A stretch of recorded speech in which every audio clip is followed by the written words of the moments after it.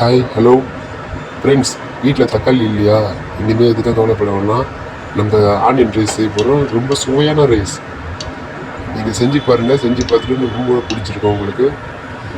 அதுக்கு முதல்ல தேவையான அளவு எண்ணெய், கொஞ்சம் கடுகு உளுத்தம் பருப்பு போட்டு கடுகு பொரிஞ்சு வர வரைக்கும் வெயிட் பண்ணுங்க.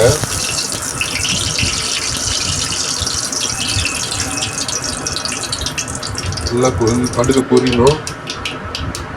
அப்புறம் ஆனியன் 2 பெரிய வெங்காயம் நல்லா நீட்டாக கட் பண்ணி போட்டுக்கோங்க.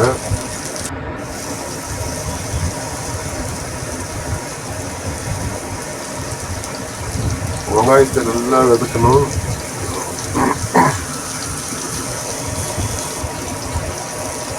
ரெண்டு பச்சை மிளகாய்,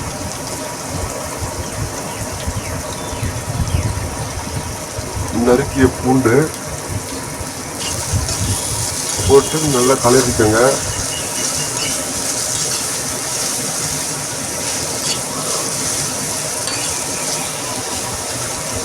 ஆனியன் நல்லா கோல்டன் ப்ரௌன் கலராக மாறணும்.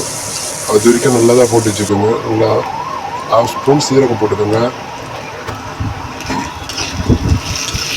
நான் ஸ்டார்டிங்கில் சீரகம் போட மாட்டுட்டேன், அதனால் இப்போ போடுறேன்.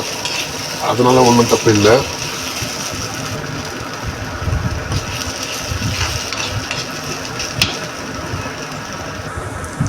பார்த்தீங்கன்னா இப்போது 1/2 ஸ்பூன் மஞ்சள் தூள், 2 ஸ்பூன் மிளகாத்தூள்,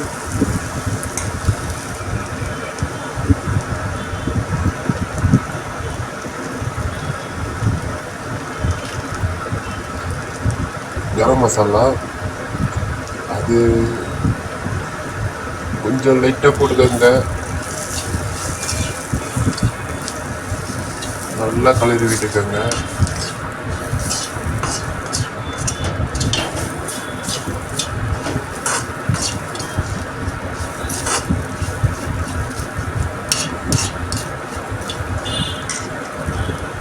பார்த்தீங்கன்னா இப்போ நல்லா ரெடி ஆயிடுச்சு.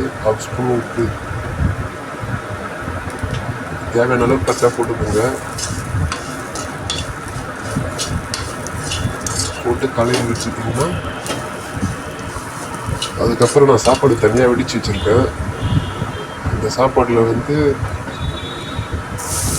ஒரு பிளேட் எடுத்து சாப்பாடு போட்டுருக்கேன். ஃப்ரெண்ட்ஸ், என்கிட்ட கருவேப்பிலை இல்லை, அதனால் கருவேப்பிலை போடல. கருவேப்பிலை மெயினாக சேர்க்கணும். நீங்கள்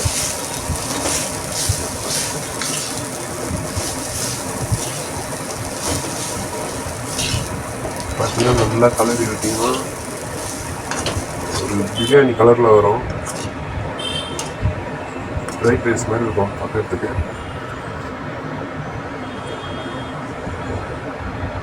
உண்மையிலே சொல்கிறேன் ஃப்ரெண்ட்ஸ், கம்மி பட்ஜெட்டில் செம்ம சுவையான ருசியான சாப்பாடு பார்த்தீங்கன்னா இந்த ஆனியன் ரைஸ் தான். வேறு எதுவுமே தேவையில்லை. 2 வெங்காயம், பச்சை மிளகாய் இருந்தால் போதும்.